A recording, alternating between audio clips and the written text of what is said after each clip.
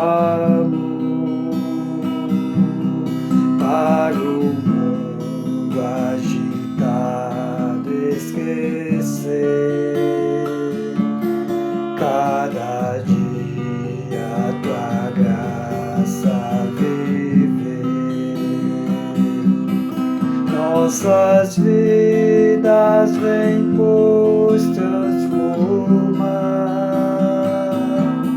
refrigério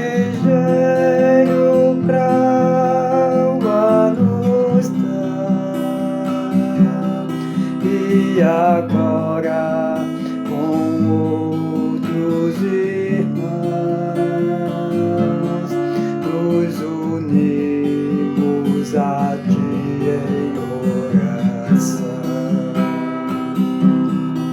E agora com outros irmãos nos unimos a ti em oração.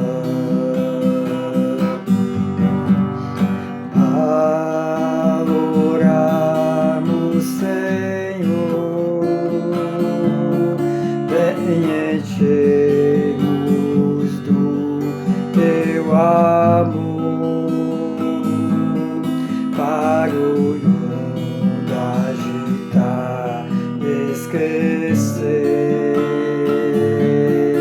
Cada dia a tua graça viver. Nossas vidas vem pois transformar, refrigério pra alma nos dar. E agora com outros irmãos nos unimos a ti em oração. E agora com outros irmãos nos unimos a ti em oração.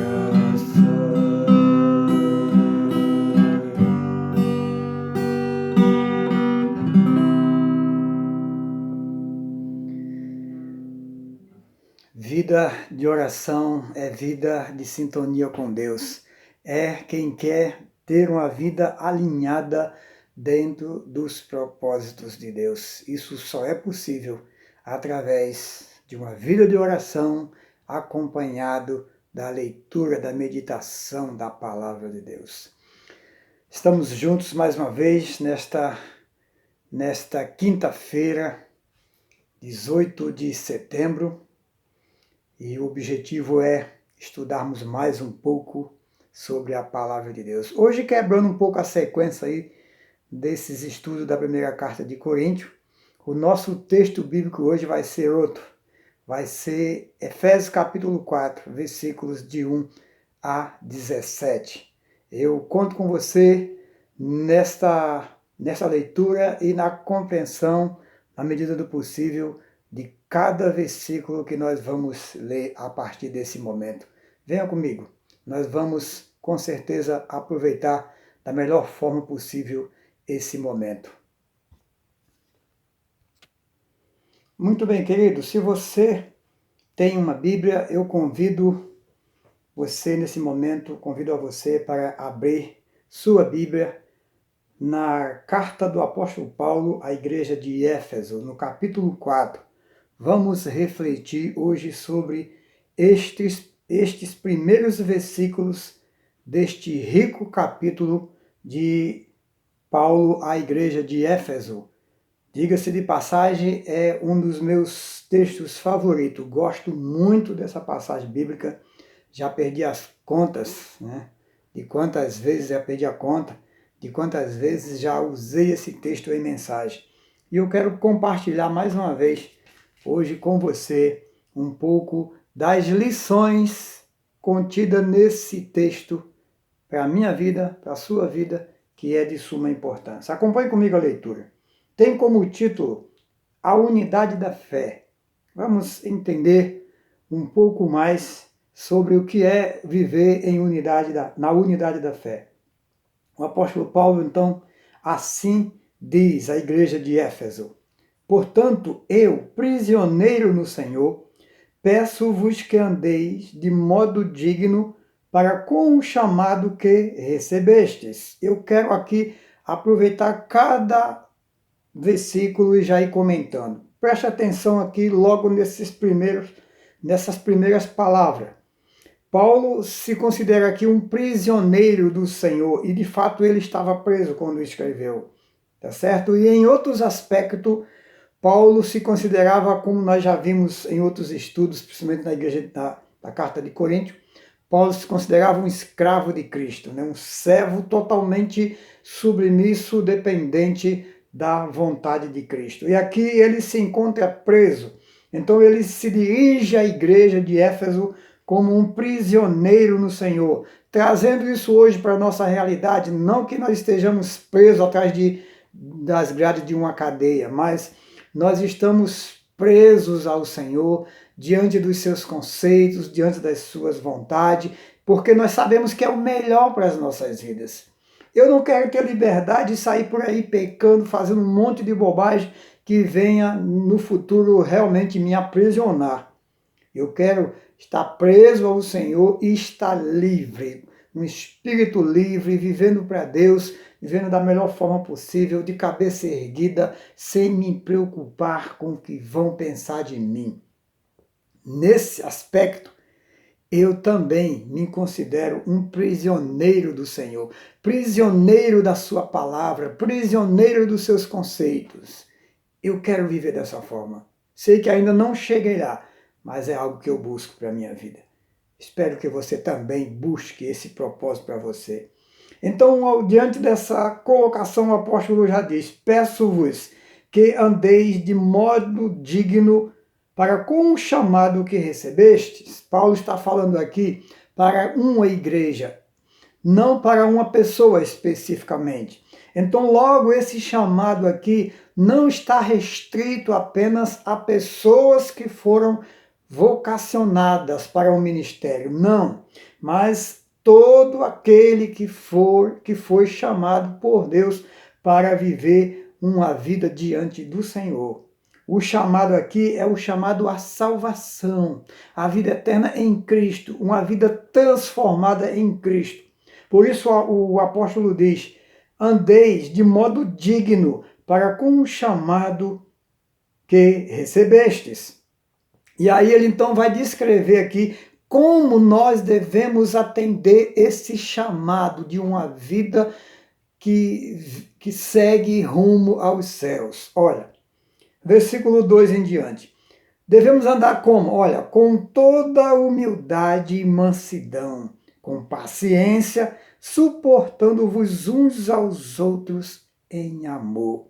Queridos, olha que versículo rico, que versículo profundo e tão exigente para mim e para você. É fácil sermos humildes? Não é. Porque quem se considera humilde já deixa de ser humilde. A humildade é algo que você não pode perceber que existe em você. Quando você acha que tem, você já deixou de ser humilde. Então é melhor que você sempre reconheça que não é humilde, porque se eu sou uma pessoa humilde, eu não estou falando de humildade no sentido de poder aquisitivo, isso não é humildade. Tem muita gente que é pobre, é arrogante, é prepotente.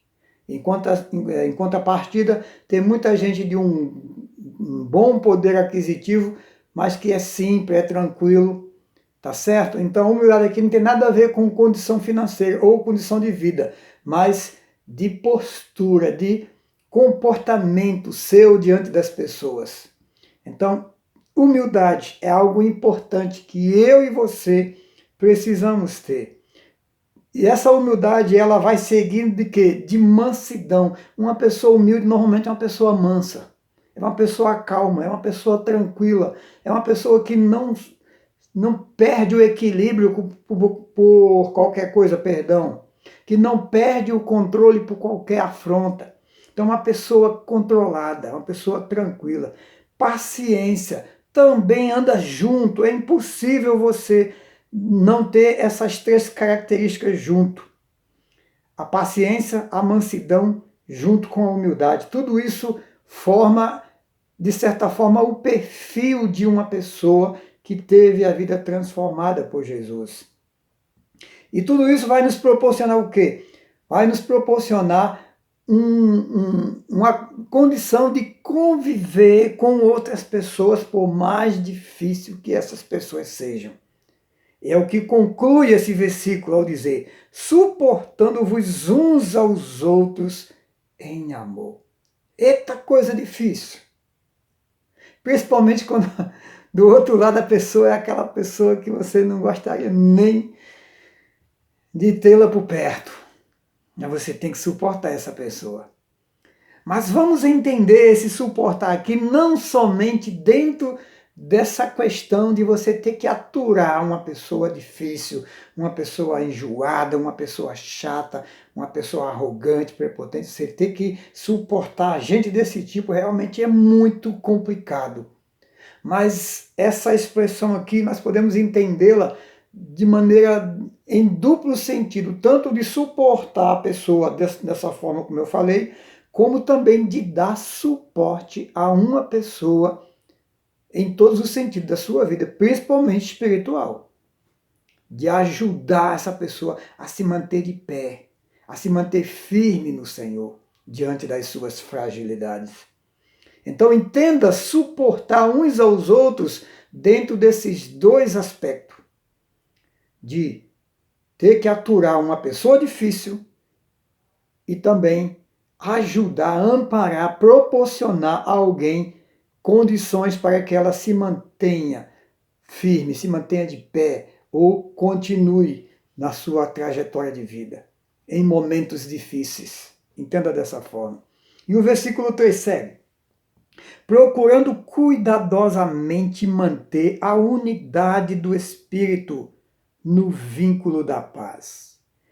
Essa aqui é uma palavra que responde ao título do texto, a unidade do Espírito. Que unidade de Espírito é essa? Nós podemos entender, queridos, a unidade do Espírito. Nós podemos compreender pela convergência das nossas ações, fluindo unicamente do trono de Deus. Isto é, tudo que sai de mim, tudo que eu faço, tudo que eu falo, tudo que eu penso, tudo que eu idealizo, junto com outros irmãos, como igreja do Senhor, deve fluir tudo do trono de Deus. Por quê? O Espírito Santo é a terceira pessoa da Trindade. Logo, ele e Deus estão no mesmo patamar de importância para mim e para você. Ele é o que faz com que eu e você prossigamos diante de um mundo tão difícil em que nós vivemos e diante de tantas dificuldades que nós enfrentamos e das nossas fraquezas. Então, o Espírito Santo é a presença de Deus conosco diariamente, sem que a gente veja. Por isso é Espírito. Jesus não disse, lá em Mateus 28, 20, eis que eu estou convosco todos os dias até a consumação dos séculos. Você, por acaso, já viu Jesus andando com você ao seu lado? Você nunca viu, nem eu. No entanto, ele está conosco. Através de quê? Do Espírito Santo. No Evangelho de João também ele disse, no capítulo 14, no 16, que ele iria para os céus, para o Pai, mas enviaria o Espírito Santo para estar conosco, para nos consolar e para nos instruir, para nos ensinar, nos fazer lembrar das coisas relacionadas ao reino. Então é o Espírito Santo quem nos capacita a continuar na presença de Deus. E não é por coincidência, que a Bíblia deixa claro lá em Romanos 8, versículo 9, que se alguém não tem o Espírito Santo, essa pessoa não pertence a Deus. E combinando com João capítulo 3, quando Jesus tem aquele encontro com Nicodemo, ou o inverso, né? O Nicodemo tem um encontro com Jesus. Jesus diz para ele o quê? Para Nicodemo, versículos 4 a 6.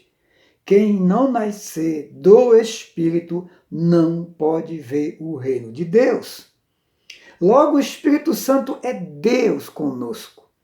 Então nós precisamos agir, nós precisamos viver, nós precisamos, como igreja, estar todos conectados com o plano de Deus para que essa unidade seja real em nós. Só assim nós teremos êxito na nossa vida como igreja e, consequentemente, como indivíduo, como servo de Deus, tá certo? Seguindo aqui, porque nós precisamos conservar essa unidade do Espírito. Por quê? Veja o versículo 4.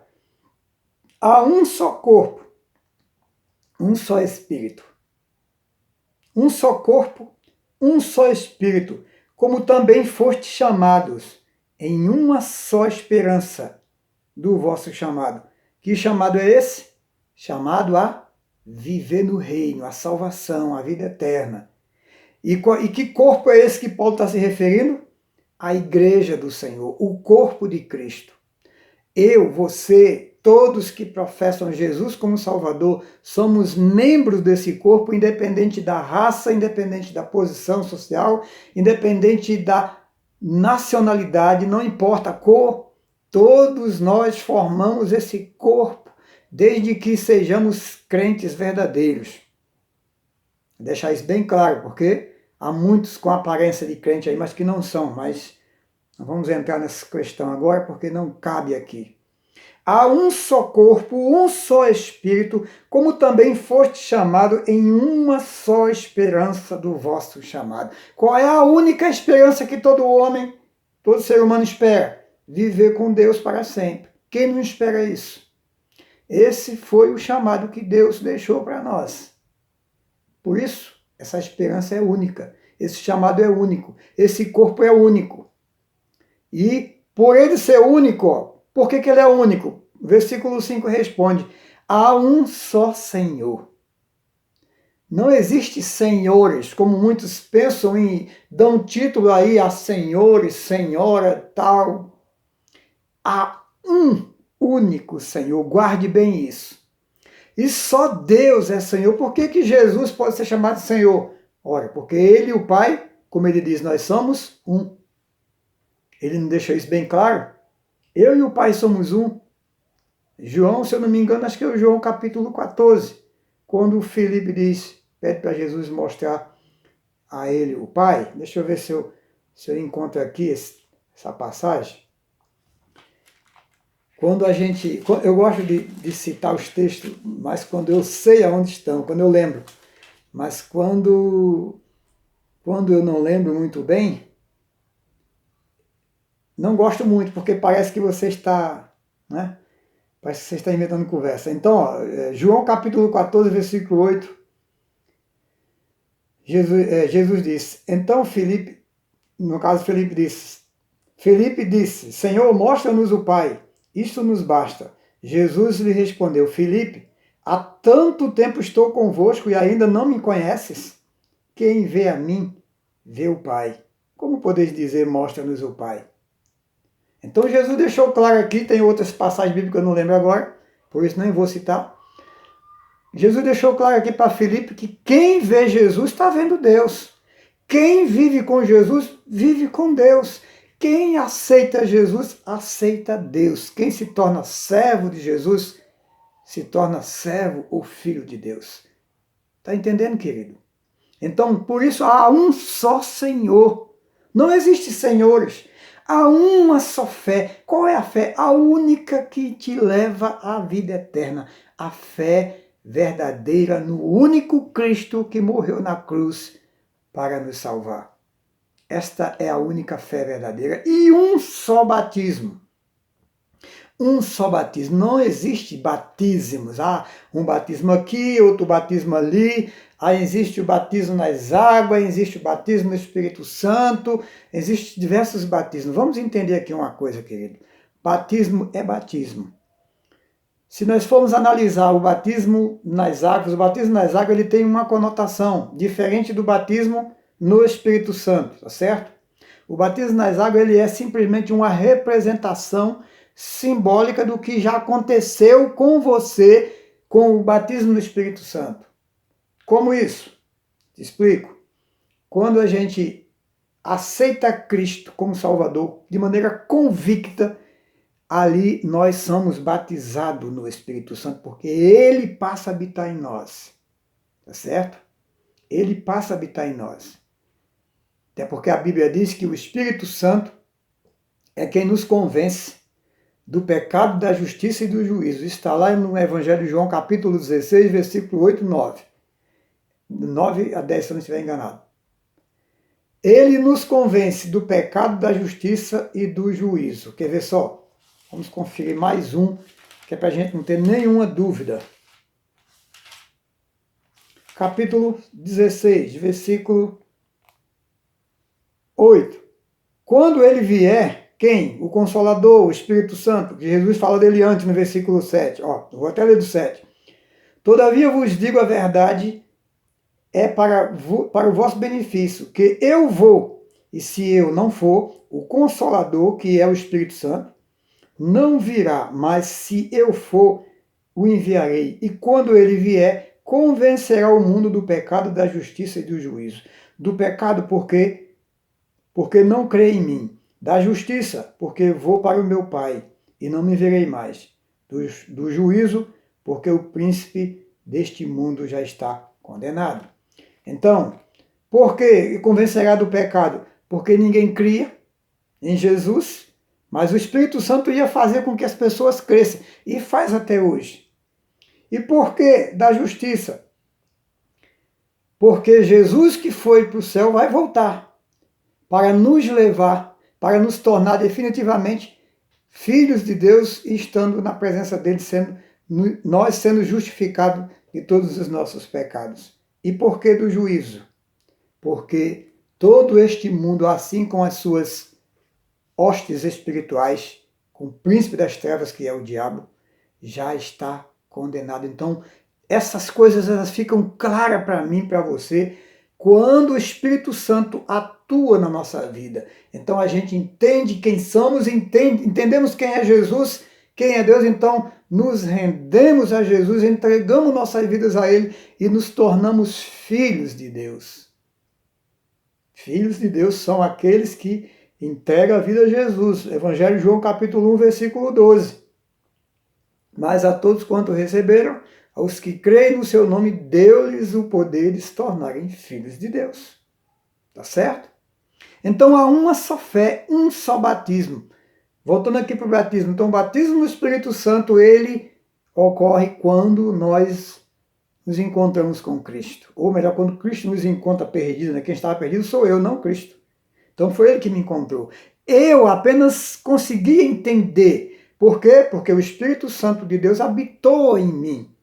Então quando esse processo acontece, eu me entrego ao Senhor e quero viver agora uma vida de santidade diante de Deus. Por quê? Porque em mim habita um novo Espírito, um Espírito Santo, que me faz entender as coisas e que me induz a viver a vontade de Deus.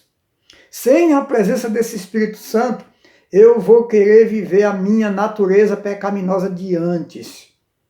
Por que alguns crentes têm mais dificuldade de viver uma vida de santidade e vivem mais uma vida carnal? Porque leem pouco a palavra de Deus, oram pouco, têm uma comunhão fraca com Deus. Então o que acontece? O poder da carne se torna-se mais forte, do pecado. O Espírito Santo fica meio que sufocado dentro da pessoa e aí não consegue mostrar os frutos. Mas o Espírito Santo, ele passa a habitar em mim e em você quando nós aceitamos Jesus como Salvador. E aí vem o batismo na água, é o segundo. Por que um só Espírito, um só batismo? Porque o batismo no Espírito Santo é algo invisível, ninguém vê, só percebe as mudanças. E o batismo nas águas é um batismo que todos estão vendo, porém nem todos entendem o seu significado. porque ele representa o que já aconteceu no batismo do Espírito Santo. Você está mostrando para o mundo, através do batismo nas águas, que você morreu para o mundo, morreu para o pecado, para a natureza pecaminosa e ressuscitou, como Cristo venceu, como Cristo morreu pelo pecado do homem, foi morto, foi sepultado e ressuscitou como Jesus, de fato, Filho de Deus Santo. Então, quem aceita Jesus faz esse processo de maneira simbólica através do batismo pelas águas. Morre, sepulta e ressuscita para uma nova vida em Cristo. Aí essa nova vida ela tem que ser vivenciada, ela tem que ser praticada. Eu e você temos que buscar. Por isso o apóstolo Paulo diz, andai de maneira digna com o chamado para o qual foste chamado, com a vocação pelo qual foste chamado, ou chamado que recebeste, né? Vocação dá a entender que vocação ministerial não tem nada a ver com isso. Então, nessa nova vida requer que eu e você sejamos humildes, sejamos mansos, sejamos pacientes, a ponto de poder suportar uns aos outros em amor. E a gente faz isso porque nós estamos ligados agora a um Deus único e trino ao mesmo tempo, porque ele é representado a nós como Deus Pai, Deus Filho e Deus Espírito Santo, mas que os três se tornam um, e eles estão em nós. Então, a unidade do Espírito, ela tem que gerar em mim e em você, como igreja, como corpo de Cristo, um propósito único de viver para Deus. Tudo que a gente vai fazer, todo tipo de ideia nossa deve passar pelo crivo da vontade de Deus. Senão, se há uma divergência, um quer para um canto, outro quer para outro, um quer assim, outro quer assado, não pode haver unidade do Espírito no meio dessa igreja. E se não tem unidade do Espírito, não pode ter ação de Deus. Por isso que muitas igrejas não crescem, não desenvolvem, porque falta esse compromisso de vida dos cristãos. Infelizmente, há uma lacuna muito grande entre o ler e até entender e praticar. Por isso que a gente padece tanto neste mundo, que a gente vive longe da realidade de Deus. Abramos os olhos, queridos, para viver de verdade como igreja, como membro do corpo de Cristo. Vamos continuar aqui a leitura. Há um só Deus, olha, um só Senhor, um só Deus, dá no mesmo, né? Há um só Deus e Pai de todos, que é sobre todos, por todos e está em todos. Mas a graça foi concedida a cada um conforme a medida do dom de Cristo. Por isso foi dito, subindo para o alto, levou cativo o cativeiro e deu dons aos homens. O apóstolo Paulo aqui está fazendo referência a uma profecia lá do Salmo 68, versículo 18. E ele diz aqui, dá uma explicação, o que significa subiu? Senão que também desceu às partes mais baixas da terra. Foi o que acabamos de dizer ainda agora. Jesus veio ao mundo por conta do pecado do homem e morreu por causa desse pecado. A morte o venceu, mas ele vence a morte. Ele não fica lá no túmulo. Ele volta à vida, porque ele é Deus. Então a morte não pôde vencer, ele nem pode jamais. Então, se você, meu amado, tem Jesus com toda a sinceridade no seu coração, a morte física ou por conta do pecado, que ela vai vir de qualquer forma, ela virá, mas não vai poder te deter. Sabe por quê? Porque você foi selado com o Espírito Santo. Garantia de que você pertence a Deus. E nem a morte, nem diabo, nem potestade, nada neste universo, nesse mundo, pode tirar mais você das mãos do Senhor. Acredite nisso. E a leitura que segue. Aquele que desceu é o mesmo que também subiu, muito acima de todos os céus, para preencher todas as coisas. Existem, três tipos de céu. Esse céu que a gente está mais próximo dele, é onde os aviões, as aeronaves transitam, os céus estrelares e o terceiro céu que, segundo os historiadores, é o lugar onde Deus habita. Por isso que a Bíblia fala frequentemente de céus. Ora, se está no plural, é porque existe mais de um, tá certo? Dentro daquilo que a gente entende, que a gente pode entender, tá certo? Então ele que veio aqui embaixo na terra, ele subiu até, né, os céus. Subiu muito acima de todos os céus, isto é, foi para o lugar máximo, para o topo, aonde está Deus. Entendeu? Então ele pode fazer isso porque ele é o próprio Deus. Ele designou uns como apóstolo, outros como profeta e outros como evangelista e ainda outros como pastores e mestres, tendo em vista o aperfeiçoamento dos santos para a obra do ministério e para a edificação do corpo de Cristo. Ora, esse propósito de ele ter vindo à terra, morrido pelos homens, vencer a morte e subir aos céus, mostrando que ele tem o poder absoluto sobre tudo. Então ele pode designar a mim, a você, para aquilo que ele bem entender dentro da dinâmica do seu reino. Uns são pastores, outros são educadores, outros têm o dom da oração, outros têm o dom de cura, outros têm o dom até de falar em mistérios, em línguas. Ah, mas você está falando, pastor Batista não acredita em dom de língua. Depende de como você interpreta dom de língua. Falar em língua para criar confusão na mente das pessoas eu vejo desnecessário, conforme está lá em 1 Coríntios 14. Agora, se houver uma necessidade, eu não tenho dúvida que Deus pode usar sim esse dom em quem Ele quiser. Assim como usou lá no Pentecoste, como usou no livro de Atos em 3 episódios. No Pentecoste, na casa de Cornélio, e lá no capítulo 19, quando Paulo encontra-se com um grupo de seguidores de João Batista, que nunca tinha ouvido falar de Jesus, não sabia nem que existisse Espírito. Eles não tinham noção disso. Mas quando Paulo começa a conversar com eles e ora por eles, então ocorre ali a última manifestação de línguas na Bíblia, no Atos 19. Para que, assim como foi lá em Atos 10, né, com Pedro e Cornélio, para que eles pudessem ver que esse evangelho é único, há uma só fé, há uma só esperança, há um só Senhor. E não houvesse dúvida, até porque o apóstolo Pedro foi interrogado porque foi à casa de Cornélio, que era gentil.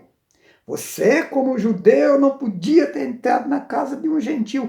E, então o apóstolo Pedro tem como defesa o quê? O derramamento do Espírito Santo sobre a vida daquelas pessoas. Entenda isso, querido. E não crie confusão com essa babuzeira aí de falar um monte de coisa enrolada que ninguém sabe de nada e cria mais confusão. Tá? Com todo respeito, me perdoe falar assim, não é nem a minha intenção, mas não faz sentido. Para que Deus vai usar, me dar o dom de língua para falar no meio de pessoas que falam a mesma língua que eu? Para quê? Agora, é evidente, se eu estiver em um lugar que ninguém fala a minha língua, se ele quiser, isso pode acontecer. Eu creio nesse sentido, tá certo? Então, voltando aqui, que nós já estamos quase fechando aí nosso estudo hoje. Então, o próprio Jesus, ele tem poder, tem autoridade para distribuir os dons que são necessários a mim e a você, com o objetivo qual? A edificação da sua igreja, que está registrada aqui como o corpo de Cristo, né? O corpo dele. Para quê? Até que todos cheguemos à unidade da fé e do pleno conhecimento do Filho de Deus, ao estado de homem feito, à medida da estatura da plenitude de Cristo, isto é, de forma completa, para que não sejamos mais inconstantes, como crianças levadas ao redor por todo o vento de doutrina, pela mentira dos homens, pela sua astúcia na invenção de erros. E eu vou até concluir logo a leitura.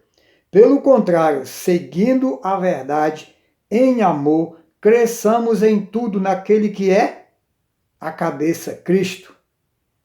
Nele, todo o corpo, ou melhor, nele o corpo inteiro, bem ajustado e ligado pelo auxílio de todas as juntas, segundo a correta atuação de cada parte, efetua o seu crescimento para a edificação de si mesmo em amor. Eu disse que ia ler até o 17, mas vou ficar por aqui, no 16, que é onde divide aqui o capítulo, tá certo? Então, queridos, vamos entender essa parte aqui, é de suma importância. Olha, Jesus, com todo o poder e autoridade, nos reveste com dons. Cada um tem um dom diferente. Pode até se repetir entre duas pessoas, mas há diversidade de dons, como está lá em 1 Coríntios 12, né? Mas o Espírito é o mesmo que opera nas pessoas. Não despreze um que tem o dom diferente de você. Você tem o dom que Deus quis te dar, tá certo? Então, ó, o objetivo desses dons é para que haja um crescimento. E esse crescimento leva o que? A unidade da fé. E essa unidade da fé, ela entende-se ao conhecimento completo de Jesus Cristo, que só vai acontecer no dia da nossa redenção, conforme está lá em 1 Coríntios capítulo 13, versículo 12. Assim como ele é, nós também o veremos.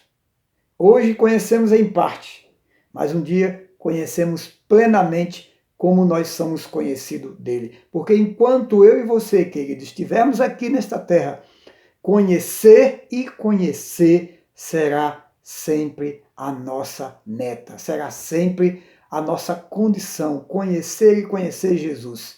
Nós só vamos conhecê-lo plenamente quando estivermos lado a lado com ele para todo sempre. E enquanto estamos aqui, nós vamos trabalhando da maneira mais sólida possível, seguindo a unidade da fé, seguindo a unidade do Espírito, seguindo os conceitos que Deus tem para nós. Nós vamos o quê? Crescendo, vamos nos amadurecendo. Não vamos ser enganados por qualquer doutrina, por qualquer ensinamento, por qualquer pessoa que se coloca em um púlpito e bate no peito dizendo que, de certa forma, é o dono da verdade. Até aqui me ensinaram errado, mas agora eu descobri a verdade, como se todo mundo fosse mentiroso. Não que você vá acreditar em tudo que você ouve, mas você também não pode, de maneira alguma, se colocar como eu agora sei a verdade, porque não estou ouvindo A, nem B, nem C. Temos que manter o equilíbrio. Isso é muito importante. Não podemos ser levados por todo vento de doutrina. Por mais espiritual que alguém seja, por mais sábio que alguém seja, sempre devemos comparar as informações que recebemos com o que diz as Escrituras. Ah, mas eu não entendo nada. O que é que o apóstolo Tiago diz? Quem tem falta de sabedoria, peça a Deus, que a todos dá e não lança em rosto. Assim como nós costumamos fazer. Tá vendo? Eu te ensinei isso aqui. Eu sei isso aqui. Deus não faz isso. Humildade, lembra? Humildade acompanha os verdadeiros servos do Senhor, que são instrumentos nas mãos de Deus para abençoar vidas. Tá certo? E isso nos leva o quê? A trabalharmos na obra do Senhor de maneira autêntica. É o que diz o versículo 16, por último aqui, ó. Nele, o corpo inteiro bem ajustado e ligado pelo auxílio de todas as juntas, segundo a correta atuação de cada parte. Efetua o quê? O crescimento para a edificação de si mesmo em amor. Esse si mesmo aí, ele tanto é entendido para o indivíduo como para a igreja no total. Quando a igreja, quando cada irmão, cada membro sabe o que faz e executa isso de maneira bíblica, de maneira correta, a igreja, ela só tende a crescer. Não tem outro jeito, vai crescer. Agora, quando há confusão, há divergência, há intriga, pode ter certeza, não haverá crescimento. Apenas vai sobrevivendo e sabe lá até quando. Queridos, andemos de maneira digna com o chamado que recebemos do Senhor. de viver como igreja, como corpo de Cristo, reconhecendo que Ele é o único Senhor e que só há uma fé, só há um batismo e só há um Senhor, Jesus Cristo. Que Deus te abençoe e que Deus abra sua mente hoje e sempre para entender cada vez melhor. Um forte abraço, querido, e até a próxima, em nome de Jesus.